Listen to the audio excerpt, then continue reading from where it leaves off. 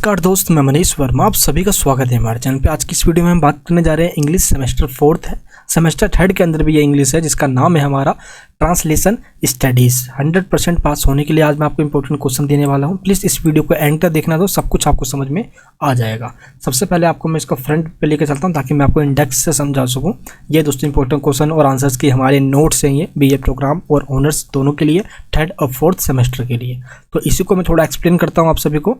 And इसके अंदर जो टोटल 5 यूनिट्स के इंपॉर्टेंट क्वेश्चन विद आंसर दिए गए हैं। जैसे फर्स्ट चैप्टर हमारा translation and introduction and second chapter है लिंग्विस्टिक कंसेप्ट। ये दोनों चैप्टर दोस्तों, ये तीसरा चैप्टर, ये तीनों इंटरकनेक्शन है आपस में। जैसे third chapter the process of translation equivalence, आपको ये 3 चैप्टर कनेक्शन है क्योंकि इसमें हिंदी टू इंग्लिश और इंग्लिश टू हिंदी ट्रांसलेशन के लिए क्वेश्चन दिया जाता है। तो दोस्त बाकी 4th और 5th चैप्टर के इंपॉर्टेंट क्वेश्चन इस नोट्स में मैंने आपको दे दिया है। पहले आपको मैं फॉर्मेट बता देता हूँ कि क्वेश्चन कैसे एग्जाम में आता है। जैसे कि तो फर्स्ट क्वेश्चन देखिए, आपसे ये कहा जाएगा फर्स्ट क्वेश्चन के अंदर कि आपको ट्रांसलेट करना है पैसेज को आपके मदर टंग के अंदर। ठीक है, तो जैसे कि ये जो इंग्लिश में लिखा गया है तो मदर टंग मोस्टली बच्चे इसको हिंदी में ही ट्रांसलेट करेंगे, तो इंग्लिश टू आपको हिंदी में करना है। जैसे कि दोस्तों इंग्लिश में जो लिखा है कि dolphins are regarded as the friendliest creatures in the sea and stories of them helping drowning sailors have been common since Roman times. दोस्तों आप जैसे ही इस लाइन को पढ़ा आपने, अब इसी को आपको एक एक यानी कि जैसे जहाँ पे फुल स्टॉप आएगा वहाँ पे रुकना है, फिर उसको आपको हिंदी में लिखना है। मैंने यहाँ पे आंसर्स भी दिया आपको दोस्तों नोट्स के अंदर। तो डॉल्फिन को समुद्र में सबसे दोस्ताना जीव माना जाता है और उनके डूबने वाले नाविकों की मदद करने की कहानियाँ रोमन काल से आम है, यानी कि एक बहुत पुराने टाइम से चलते आ रहे हैं। जब नाविक डूब जाते थे तो डॉल्फिन उनकी हेल्प किया करती थी। ये तो रोमन एम्पायर से चला आ रहा है, तो ऐसे ही आपको इसको देना है। सेकंड में आपसे पूछा जाता है कि give English equivalents for any 5 of the flowing, यानी कि कुछ वर्ड दिए गए हिंदी में, आपको इसको इंग्लिश में लिखना है। जैसे प्रबंधन का मतलब क्या होता है, मैनेजमेंट। सार्वजनिक सूचना मतलब पब्लिक इन्फॉर्मेशन। तो ऐसे कुछ भी वर्ड दिया जाएगा आपको, तो इसका आपको इंग्लिश में बताना होगा मीनिंग क्या होता है। नेक्स्ट है हमारे पास सेकंड में translate the flowing passage into Hindi.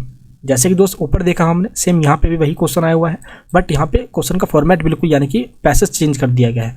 जैसे the biggest advantage of getting up early is that it gives us a good start to our day's work. यानी कि दोस्त जल्दी उठने का सबसे बड़ा फ़ायदा यह है कि हमारे दिन की जो काम की जो शुरुआत है वो अच्छी हो जाती है। तो इस लाइन को आप इस तरीके से आप बताओगे तो इंग्लिश टू हिंदी करना बहुत इजी हो जाएगा आप सबके लिए दोस्त। इसलिए आप समझ भी जाओगे, क्योंकि हम इंग्लिश जब पढ़ रहे होते हैं तो हम इसको समझ में तो दोस्त कुछ ना कुछ आ ही जाता है, उस बना के आपको ऐसे लिख देना है इसके अंदर।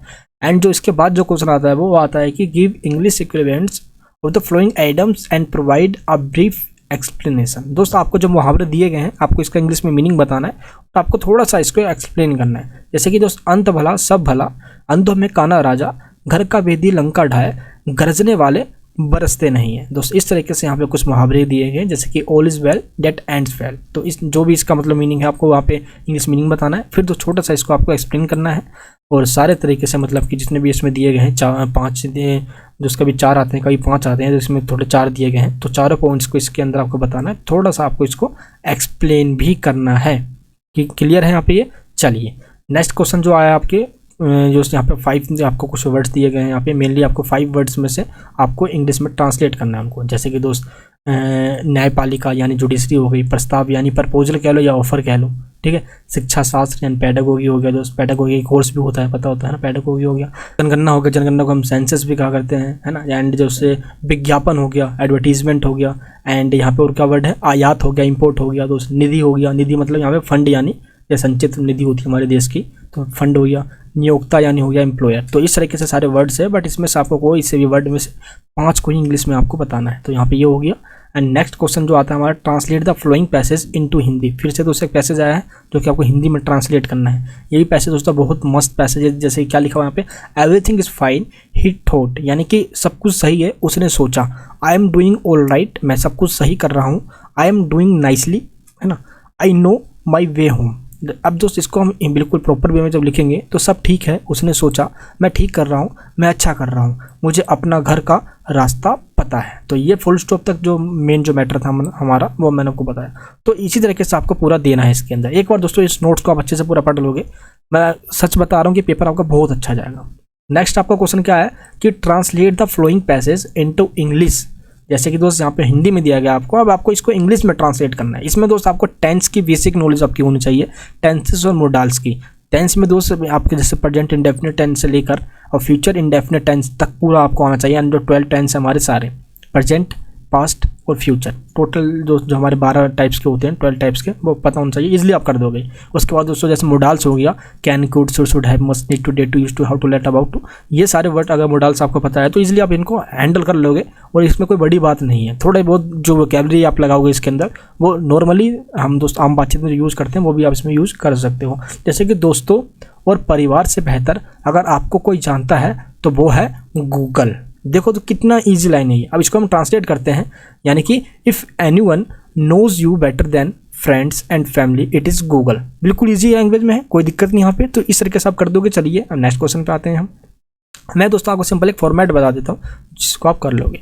अब इसके बाद स्टार्ट होते हैं हमारे क्वेश्चंस और आंसर जो कि आप उसके बुक से पूछे जाते हैं। जैसे कि what are the challenges you would face while using machine translation, यानी तो जब हम ट्रांसलेट करते हैं किसी मशीन के द्वारा, है ना, जैसे कि तो गूगल ट्रांसलेटर हो गया, गूगल का टूल हो गया ये, है ना, गूगल लेंस हो गया, गूगल का टूल हो गया ये। तो ऐसे काफ़ी सारे ट्रांसलेशन मशीन हैं। तो जब हम उनको यूज़ कर रहे होते हैं तो बेसिकली क्या प्रॉब्लम आती है, हमें फेस क्या करना पड़ता है। देखो दोस्त, चीज़ों को जब मशीन से ट्रांसलेट करते हैं तो वो ट्रांसलेट तो सही हो जाता है, बट मशीन ये नहीं समझ पाता कि एक ही वर्ड का जब दूसरा मीनिंग है तो मशीन उसको ट्रांसलेट नहीं कर पाएगा। दोस्त अगर हम कोई चीज़ पॉलिटिक्स की लैंग्वेज को यूज़ कर रहे हैं और उसको हम ट्रांसलेट कर रहे हैं, बट वही चीज़ अगर वो कोई फिजिक्स का है, कोई केमिस्ट्री का है और हिंदी में उसको हम इंग्लिश बना रहे हैं तो गूगल दोस्त उसका पूरा मतलब ही चेंज कर देगा। यानी कि वो कन्फ्यूजन क्रिएट कर देता है। वो जो एक्चुअली मीनिंग है, जो वो वर्ड कहना चाह रहा है, उस वर्ड में ट्रांसलेट ना करके दोस्त वो अलग वर्ड में ट्रांसलेट कर देता है, जिसके वजह से प्रॉब्लम आती है। बट दोस्त गूगल ट्रांसलेशन या मशीनों की सबसे बड़ी यही दिक्कत है कि ये वर्ड्स की फीलिंग नहीं समझ सकता। सिर्फ मेनली दोस्त जो नॉर्मल जो वर्ड्स है वो उसको दे देगा, बट कौन सा वर्ड्स किस लैंग्वेज में और कौन सा वर्ड किस जगह पे यूज़ करना है ये चीज़ गूगल नहीं समझ सकता। ये चीज़ दोस्त आपको हमें बताना, यानी क्वालिटी की इशूज़ होती है मशीन के द्वारा ट्रांसलेशन करने में। एंड दोस्त क्रिएटिविटी उतने अच्छे से नहीं हो पाती। क्लियर है। एंड इसके बाद जो हमारा क्वेश्चन होने वाला है वो है व्हाट इज़ ट्रांसलेशन। आपको दोस्त एक्सप्लेन करना है ब्रीफली में इन सारे पॉइंट्स को जो यहाँ पे दिया गया है। ये सभी पॉइंट्स आपके चैप्टर से ही है जिसको मैंने दोस्त अपने नोट्स में दे दिया है। इस नोट्स को आप कैसे ले सकते हो मैं आपको दोस्तों बता देता हूँ। आपको लिंक नीचे डिस्क्रिप्शन बॉक्स में दिया गया है। आप तो जैसे ही उस पर क्लिक करोगे आप इस वाले वेबसाइट पे आ जाओगे दोस्त। इसके बाद यहाँ पे देखिए आप, यहाँ पे आपको दिया गया है सभी नोट्स के लिंक। आपके पास चाहे कोई सा भी सब्जेक्ट है दोस्त, इसके अंदर से आप उस नोट्स पे क्लिक कीजिए। जैसे कि मान लो अगर आपको इंग्लिश ट्रांसलेशन स्टडीज़ का नोट चाहिए तो इस पर क्लिक कीजिए। आप यहाँ पे बाय नाउ पे दोस्तों क्लिक कीजिए और डिटेल्स फिल करके अपने पेमेंट को जैसे करोगे आपके पास PDF डाउनलोड हो जाएगी दोस्त। यहाँ पे तो ये हो गया। और इसी के अलावा और भी सारे सब्जेक्ट्स हैं यहाँ पे, सभी सब्जेक्ट के नोट्स ले लीजिए आप, क्योंकि पूरा पेपर दोस्त इसी में से आपका आने वाला है। यहाँ पे दोस्त इन सब चीज़ों की बात हो गई है। अब हम पहले ये समझते हैं कि जो सारे जो क्वेश्चन पेपर आ रहे हैं, तो सारे जो बच्चों के जो पेपर आ रहे हैं वो हमारे नोट्स से ही आ रहे हैं दोस्त। आप बच्चों के कमेंट्स देखिए, सही बच्चों के कमेंट्स भी पॉजिटिव कमेंट्स है। और अभी तक जितने भी पेपर हुए हैं ऑनर्स के दोस्त, हम नहीं करवाए हैं वो पेपर, बहुत दोस्तों अच्छे के बच्चों के पेपर अच्छे गए। तो मोस्टली मैं सारे वीडियोज़ को अपलोड कर रहा हूँ और आप सबके दोस्त जब कमेंट्स आते हैं अच्छे तो हमें भी मोटिवेशन मिलता है। तो इस तरीके से आप नोट्स को लेकर आप उसको स्टडी यानी करके पढ़ लीजिए। बाकी तो इसके अंदर सारा है। ये सब्जेक्ट ऐसा है नहीं जिसमें दोस्तों कोई कंसेप्ट मुझे क्लियर करना आप सभी को। तो लैंग्वेज का पेपर है, बहुत इजी पेपर ये आता है। चलिए दोस्तों नोट्स ले लीजिए। इस वीडियो के अंदर जो मैंने आपको बताया इसको समझ लीजिए। इस नोट्स के अंदर मैंने आपको सब कुछ दे दिया है, तो इसको दोस्त लिंक नीचे डिस्क्रिप्शन बॉक्स में दिया गया है, आप वहाँ से इसको ले लीजिए। चैनल पर नहीं तो प्लीज़ सब्सक्राइब कीजिए ताकि मैं आपको ऐसे वीडियोज़ इन्फॉर्मेटिव वीडियोज़ दूँ और आपकी एग्जाम्स की प्रिपरेशन करवाऊँ। मिलूंगा दोस्तों नेक्स्ट वीडियो के अंदर। जय हिंद, जय भारत।